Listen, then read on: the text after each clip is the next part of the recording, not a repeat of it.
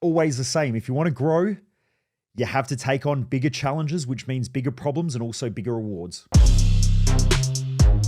Driven Mofos, welcome back to another episode of The Underestimated Entrepreneur. All right, massive shout out to all of you who have been sharing this podcast with friends, with family, posting it on your social media, tagging me. You guys are all epic. This community is absolutely awesome. Thank you to all of you out there who are sharing this with people around you and lifting the standards of those that you spend time with. So thank you to all of you for doing that. Let's talk about new levels, new devils. What does that mean? Well, what it means is that every new level of life that you go to, you're just going to get new levels of the same challenges. Now, what does this mean? Well, in business, if you want to grow financially, there are common patterns. Like I get asked, how do I work with someone who makes more money than what I do? Well, because there are human behavior patterns at every level of life. And I'm very well versed at human behavior. In fact, I'm probably one of the best on the planet at it. So every level of business has the same challenges, just at a different level. And so what you'll find is that as a business grows, there are consistent patterns of behavior. Now, this can happen personally as well. So even if you're not a business owner, this same thing happens.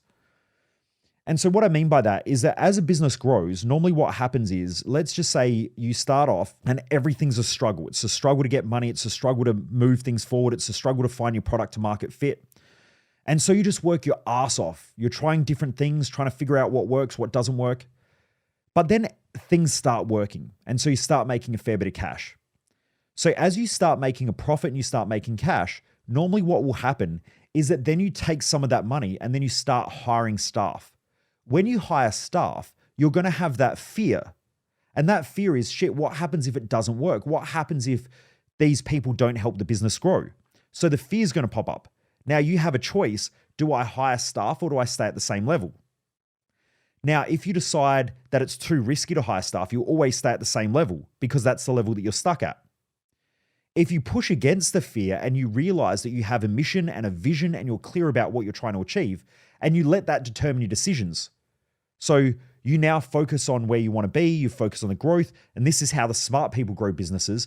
This is also how the smart people live in life. You know, I went and dropped $500,000 on a car. And when I got home, Jess was like, what the fuck did you do? And I was like, because I know exactly what I want. I know exactly why I'm buying it. I know exactly what I'm going to get out of it. I know how it's all going to work. She went into a fear response. I went into an opportunity. Okay, so that's how I operate because I'm entrepreneurial. Most entrepreneurs operate the same way. Most people who are stuck in their life or stuck financially operate out of fear.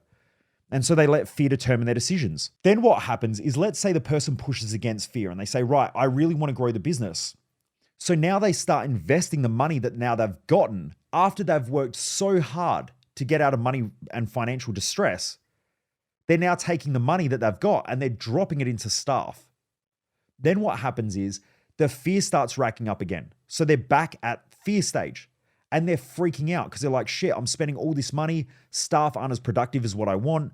There's no systems. There's no processes. All of this shit is chaos. And they're back at the chaos stage where they're being driven by fear.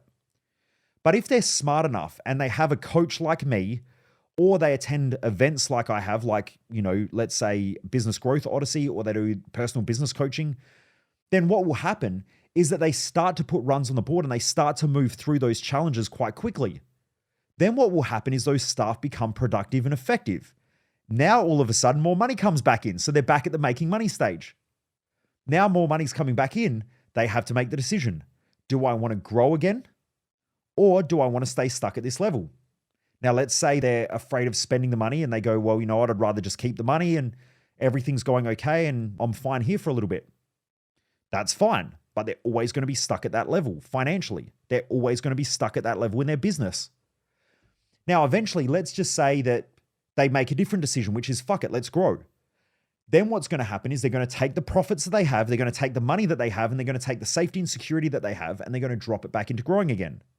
Let's say now they're building new infrastructure, so they've got to invest it in IT, or they've got to invest it in a new website, they've got to invest it into better marketing, better sales, better administration, and now all of a sudden they're cash flow tight again, and they're going, oh shit, this is bad, we got to push really, really hard, we got to work really hard, and they're back in the stress stage again.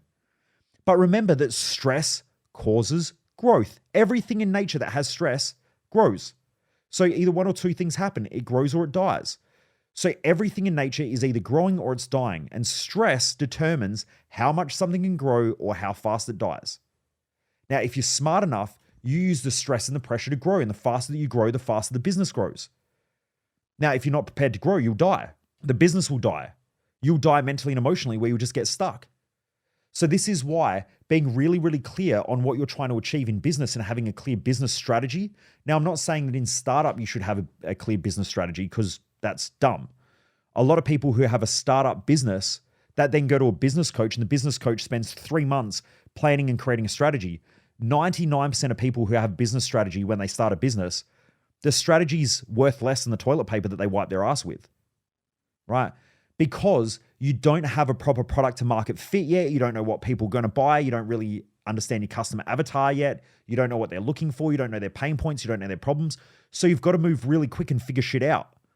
That's part of startup business. That's the fun, exciting, crazy part, right? It's high adrenaline, high stress, high pressure, but it's fun. It's crazy. You know, I look back now when we first started, man, I remember when we first started our events, and I would sit there and we would launch an event, and I would sit there and it's like, Jess would come running and she's like, we got a sale. And it's like someone bought a $45 ticket to an event, and she'd come running in the room and she's stoked, right? And then half an hour later, the next ticket sale comes in. She's like, we got another sale. And after a day, it's like, cool, we got 5 sales. Awesome. Then like after a week, we're gone, we got 20 sales. This is fucking amazing. And it's like 20, multiply that by $45. Like, it wasn't a lot at all. But we used to be so stoked. Now, if we're not crushing sales and all of that stuff, like, you know, some months, you know, we'll do hundreds of thousands of dollars in sales, and I don't even smile. It's just like, cool, we're just doing our job. We just got shit to do. Now, I'm not saying that I'm ungrateful. It's just that that's part of the game of business, right? I still love the fact that we can help so many people, but I just don't get excited like I used to about sales coming in, because I know that we have to deliver the product. We have to deliver the service. We've got to look after the customers. You know, that money then gets reinvested back into more customer acquisition, more growth in the business. So it's just part of a process. My point is that as you go through different levels, you essentially have the same patterns happen at every level of business. You know, only recently I sat down with a business owner. I think they do about $30 million a year. He's part of our Business Growth Odyssey program. And we went out for lunch, and we're just talking about some of the business challenges and things like that. And he was having the exact same problems at $30 million as what business owners have at $300,000, $100,000, $500,000, $1 million, $3 million. They're the same patterns. They just amp up. So just remember, new levels have new devils, but the devils never go away. They just go to new levels. When I say new levels, new devils, that's just a metaphor for at every level, you're just going to have essentially the same group of challenges, just on a bigger scale. So everything scales. If you have people problems when you've got 3 staff, you're going to have people problems when you have 10 staff. You're going to have it when you have 50 staff. You're going to have it when you have 100 staff. But over time, as a business scales, the cool thing is that you start hiring more effective people and more people who are more efficient at their job roles. So like in a startup business, you've got to be sales, marketing, administration, you've got finance, you've got to be doing everything. Now, the cool thing is you learn a lot really, really quickly. That's why now I go into a meeting with the sales team and I'm like, guys, what's happening here? If I'm working with a business owner and they say, oh yeah, our sales team are doing X, Y, Z, I'll say, your sales team are being ineffective. And they go, no, they're doing all right. And I go, no, show me the numbers and let me explain. Because what will happen is, because you've developed those skill sets, you can show other people how the numbers and everything relate back to the patterns. So I can walk into a business, even that's making $100 million, and you can see inefficiencies in their sales teams, in their marketing teams, in their management, in their leadership, because it's the same patterns of behavior that happen at scale. Okay. It's always the same patterns. They just expand. So if you're tight and you go through startup, some people, if they're entrepreneurs and they work in a business, they might have gone and done a business degree, so they understand the strategy of business, but they don't have the pressure and the stress like a startup business owner's had. So they might understand the data of sales, but they don't understand maybe how a sales team operates, because they've never actually had to run a sales team from scratch. That's not always the case. Some people are more effective than others. But what my point is that as a business starts to scale, you start to hire people who are living more in their value structure. And so they become more effective and more efficient. So as a startup business owner, you've got to be sales, marketing, branding. And so you don't really develop a high level core competency in one area. You normally develop a fairly substantial competency in multiple different areas. But let's say now you go and you hire someone who is a staff manager. That manager is probably way more effective at management because their skill set that they have is just management alone. Whereas when you're in a small business, not only are you trying to manage the team, you're trying to get sales in the door, you're trying to collect cash, you're checking over the finances, you're having to deal with the accountant. Like there's just so much shit that you have to do. So you don't have enough time to put in enough to develop high levels of competency. Now, as a business scales, and let's say you get 10, 20, 30, 40 staff, you now have someone who is amazing at administration. If you hire well, you have someone who is amazing at finance, okay, or an amazing bookkeeper that works in-house, or an amazing accountant that works in-house. Then you might have a marketing team. That marketing team is a marketing manager divided by someone else. The marketing manager is amazing at hiring a department of marketers who all have individual skill sets. So you have a copywriter, and that copywriter should have a high competency at copywriting. You have a Facebook ads buyer or a media buyer. They just focus on the Facebook ads and things like that. You might have a creative artist and their job is just to do creativity. So as the business starts to scale, things get a little bit easier because now you can hire competent people. But then now you've got more miscommunication. There's other shit that comes up as the business scales. But what does this have to do with people who don't work in business? Well, every level of life is just a different level of scale. Financial problems are exactly the same. Let's say you work really hard. Let's say you save $200,000 and you take that $200,000 and now you buy a property, right? So you now invest in a property. That property now needs management. You've got to deal with renters. There are problems. There are breakdowns. Shit just happens. Like let's say all of a sudden there's a hailstorm and windows get broken. You now then have to deal with insurance companies and shit like that. So you went from struggling financially to having 200K in the bank and it seems like everything's easy. But now you go and buy a property, which is going to help you to get ahead more financially in the future. But now you have to deal with all the problems that come along with having a property investment. So all that happens is over time, everything scales. So new levels, new devils. The more something grows, the more challenges pop up, but they're just at a greater scale. This is the reason why, if you have a coach like me or you work with someone like me, I'm consistently working to help you chip through and grow mentally and emotionally to keep handling the new challenges that are popping up. If you don't have that, then what can happen is you'll become stuck at a level and you hit a glass ceiling and you'll just keep repeating the same patterns over and over and over again. That's why coaches are so important and so crucial to growth. This is also the reason why large corporate businesses spend tens of millions of dollars every year on advisors, on experts who come in and help them out. They will have people who they call in for marketing. They'll have experts that they call in for sales. They have experts that they call in for management. They have experts that they call in for leadership. They have experts that they call in for culture. Yet most small business owners sit there and they're like, my fucking business doesn't grow. But what they're really saying is, I don't fucking grow. I was only speaking to a business owner, someone who's part of my Business Growth Odyssey program and a raving fan. Actually, I work one-on-one with this person also. They've been on board for 2 months. And in that 2 months, they've grown so much that they're a raving fan. Like they've just been obliterating stuff that's going on in business. They're crushing through business problems. Personal stuff is growing like out of control. Like their personal life has just gotten so much better because they're so much more effective in both business, but also in their communication skills at home. So anyway, he was telling me how he was having a conversation with one of his friends, and his friend has a small business. The small business needs help. And he said he was talking about all the amazing results that he was getting from working with me. And he said, you should jump in and do some of this stuff that Mojo's doing. And he told me that his friend said to him, I don't believe in coaches. And so he said, I just stopped the conversation. Now I said to him, what you should have said is that's weird. Imagine if NBA teams didn't have a coach. Imagine if the biggest businesses on the planet didn't have coaches and advisors. Imagine that. Imagine how shit they would be. Because that doesn't make any sense. That is just sheer stupidity. This person is a fucking moron and running a business. And I said, let me guess, they're a stuck small business owner. And he said, yeah, he's got 4 staff. And I said, that's the worst place to be. The worst place you can be as a small business owner is having 4 to 6 staff. The reason why is because you have to use a lot more resources and a lot more cash to maintain those staff. And so there's a lot more outgoing expenses and profit margins drop, but also as well, you have to do everything. So you still have to do everything in your business as well as manage those staff. It is so stressful to be stuck at 4 to 6 staff. Once you start to grow more, you start to be able to hire more effective and more competent people. Really, the goal is if you're a business owner and you want to scale your business, you got to go from 0 to like 10 to 15 staff pretty quick. Because anything less and you will spend your whole time managing staff and you'll feel like you're babysitting.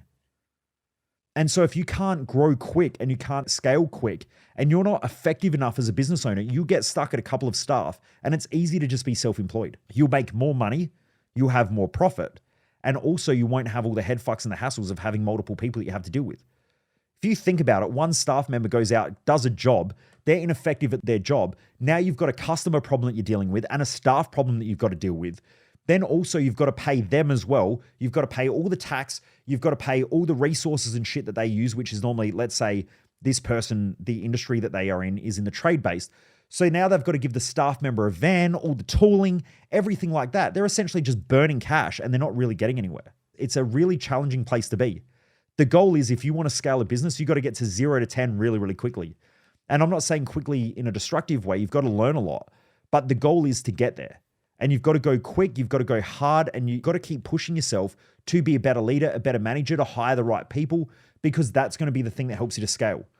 After about 10 staff, it gets a little bit easier. And then after that, you keep scaling. The business will keep growing and then it will start to become profitable again, right? Now, it might be slightly profitable, but not as much as if you were just self-employed, just doing your own shit most of the time. It depends on the industry, but most of the time. So just remember, new levels, new devils, everything scales. The best thing that you can do is hire a coach, have someone who can work with you on your mindset, because the best thing is that they will see things that you can't see. You know, my mentor, only a couple of weeks ago, I think I've already mentioned this in the podcast, we were working on a strategy. I was just in my head stuck. I was going around in circles. He came down, sat there, and within a couple of hours, bang, we already had the strategy. Straight away, when I told him, he just starts mapping it out on the board. And I was like, how the fuck did you do that? And he's like, you're too close. You're too close, you're too emotionally involved, and you won't see things that are obvious because you're too close to it. I have mentors and coaches because they see things that I don't see. You know that you see other people's bullshit better than you see your own. You see how to solve other people's problems better than you can solve your own problems. Yet most people put their heads up their bum and they go, I don't need a coach. I don't need help. I'll figure it all out myself. And then they wonder why they get stuck in the same position for 2, 3, 4, 5 years. And they just get stuck going around in circles. That's why. Because they're too close. They can't see the obvious. Okay. And if they do, they're getting advice from people around them who are also stuck. That's another big thing as well. Remember, I keep saying this is my methodology. My methodology is clarity. You need to get clear on what you want first, both in business and personal life. Now, even if you're not in business, you still need to get clear personally what you want. You've got to have that success map for life, like I teach at Thrive Time. Then from there, you have to keep increasing your standards. Because if your standards drop, it means that you're going backwards and you're contracting as a person in that area of life. So if your relationship standards are dropping, that means that your relationship is contracting. If your financial standards are dropping, that means that your finances are contracting. If your business standards drop, your business is contracting. Things either expand or contract. Nothing stays the same. So by the time that someone says, oh, I'll fix it later, what they're really saying is it's only going to get worse and then I'll fix it at a later date. This is the shit that I have to deal with all the time as a coach, because people come to me and they go, everything's fucked in my business. And I go, no, everything was fucked 2 years ago. It's just that you weren't aware of it. And everything's been going on for so long. You've been in a contraction phase, or if you imagine a plane falling out of the sky, you've been in free fall. The problem is that now you're aware because the plane hit the ground and everything just smashed to pieces. Your business is smashed to pieces and now you want help to fix it all up. But really your business started falling out of the sky 2 years ago. So this here is the thing that I really hope I'm getting through, is that the more you grow as a person, the more you can keep pushing yourself to grow in every other area of life. But in every area of life, you're going to have the same challenges repeated, just at different scales. I was talking to a friend of mine only a week ago. I mentioned this on the last podcast, I believe, or a couple of podcasts ago. He had to come up with $500,000 in 24 hours, right? And this was the bank or a finance company calling in a loan, right? Because they're under financial stress. So they just call the loan. They can legally do that. You know, I had a friend of mine as well, who is one of the biggest branding moguls on the planet. He's come and spoke at Thrive Time before. He almost lost his house because a bank called a loan years ago. I think it was during GFC. They just called the loan and they said, you owe us whatever it was, like $1.5 million or $2 million. We need it within like whatever it was, like 20 days. Now the bank can legally do that. They can legally just go, we need our cash of whatever they've lent you. And you've got to come up with the cash. If not, they take the asset. So he had to go and get that money. But that's the level of the game that they're playing at. That's the stress that most people don't want and that they can't handle, which is why they don't have the benefit of having the results that these guys have. You know, the friend that I'm talking about that the bank called the loan in, that person flies around in a helicopter. They own an aviation company. They're one of the biggest branding moguls on the planet. They own the Hollywood sign. This guy's a guy who worked with me a couple of years ago. His name's Shane Yen, a close friend of mine now, amazing guy, you know, an absolute business genius. Like I really love working with him and hanging out with him because he's unbelievable in the way that he thinks through things. But he takes on bigger challenges than most other people. Sometimes I'll go there and he's been awake all night on the phone because he's dealing with companies overseas and everything like that. And he's been on the phone making calls, doing business deals and stuff like that. And he hasn't slept. But this is also the reason why sometimes I get a message from him. He'll say, I live in South Australia and there's an island off of South Australia called Kangaroo Island. Sometimes he'll send me a message and he'll just go, KI lunch, which means, do you want to go to Kangaroo Island for lunch? Which means, meet me in my helicopter. I'll fly us across and we'll go to Kangaroo Island for lunch and then we'll fly back. Imagine that. Most people, that's like freaky shit, man. Like your friend invites you to hop on a helicopter to fly over to an island to have lunch and then fly back because you can. But that's the level of the game that he plays at. But also as well, he has other risks as well and all this challenge that happens. So he still has financial stress. He just has financial stress at a different level because different levels, different devils. So I really want you to think about that through your growth experience over the next 12 months. The question is not only where do you want to be in the next 12 months, but what challenges are you prepared to take on? If you want big financial results, are you prepared to take on big financial challenges? If you want big health results, are you prepared to take on big health challenges? I know for me, you know, for the last couple of months, 3 months or so, I've been just dropping weight, cutting my calories and all that stuff. I knew before I got into it, I'm going to be probably more tired. I'm going to be probably a little bit less effective some days with brain fog just because of calorie cutting. Am I prepared to go through that in order to get the physique and the body that I want? And the answer was yes, so I did it. Most people think about what they want, but they don't think about the challenges and the obstacles that come with those goals. You know, I meet people all the time. They're like, I want to be a millionaire. And I'm like, do you really? Do you know the challenges that come with being a millionaire? Now, these days, being a millionaire is not that big a deal. I don't think anyway. Maybe it's just the level that I'm playing at. Maybe I just don't see it. But if you want to be a millionaire, do you understand the financial implications of that? Have you ever had to write a tax bill that makes your ass quiver so much because now you've made, you know, over a 12-month period, you've made millions of dollars. The tax bill is ridiculous, right? I can't imagine my friends that are doing like 100 mil plus a year. Those friends, the tax bills that they write must be ridiculous. Now, there's all these knobheads out there that are like, yeah, but they probably avoid tax. You can't avoid tax. You go to jail. They minimize tax. Of course they do. And they set up different companies and shit like that. Of course they do. But at the same time, if you're paying 10% of $100 million, that's a lot more than paying 30% of $80,000. So all these people out there that are like, rich people, you know, they don't pay tax. You can't not pay tax. You go to jail. The difference is that they just minimize their tax more effectively because they have better accountants, better lawyers, all of that sort of shit, but they still pay millions. I worked with a client a while ago, a couple of years ago, 2 years ago. He came to Thrive Time and then he came and did a leadership course that I was running. Now, this guy is Wayne. He owns Rising Sun Films. They do all the digital animation for The Hobbit, Spider-Man, all of that. So they're called Rising Sun Films. You've probably heard of them because they're one of the biggest film digital animation studios on the planet.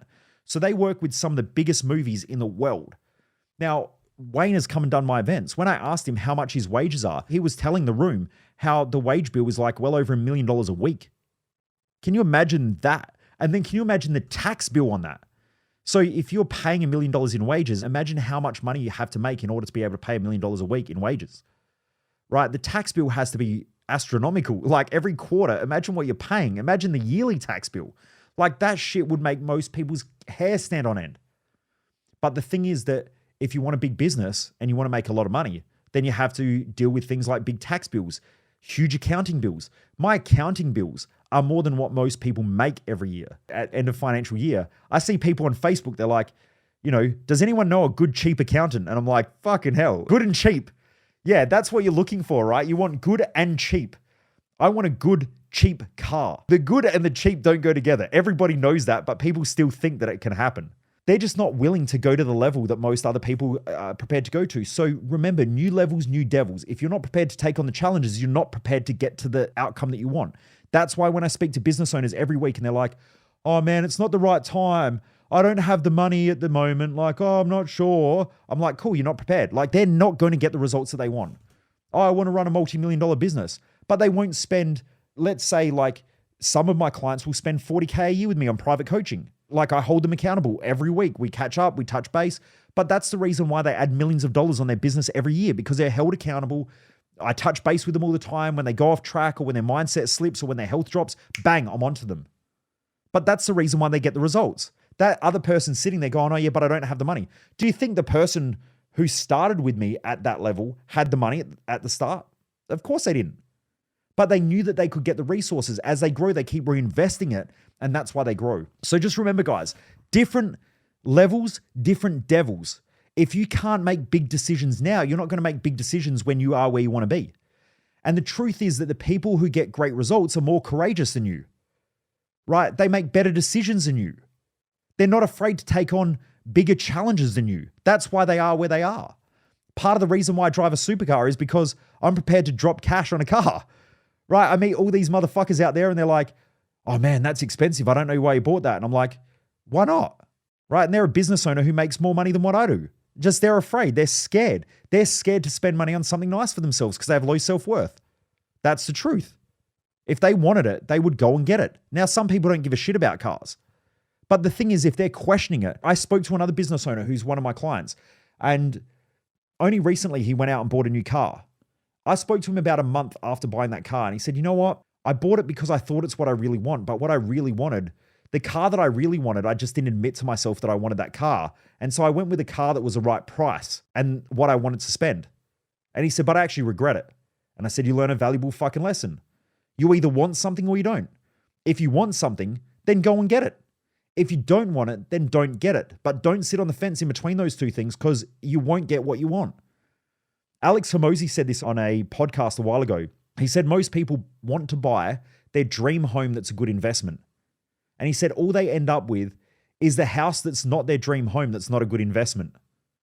That's why most people live a shitty, mediocre life, because they're always trying to confuse things.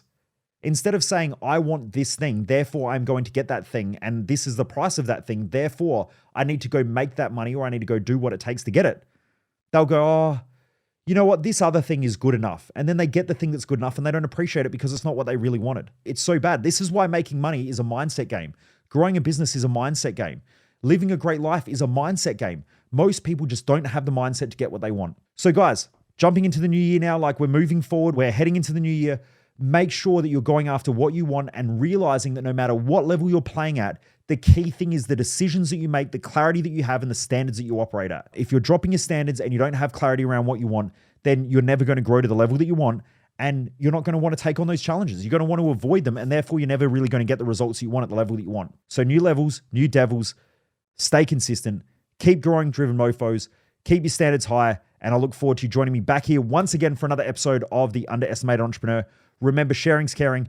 Drop this on your social media. Tag me in it. Hope you enjoyed this episode. Take care, driven mofos. Keep crushing it. Most people waste their life, and I just don't want you to be one of them.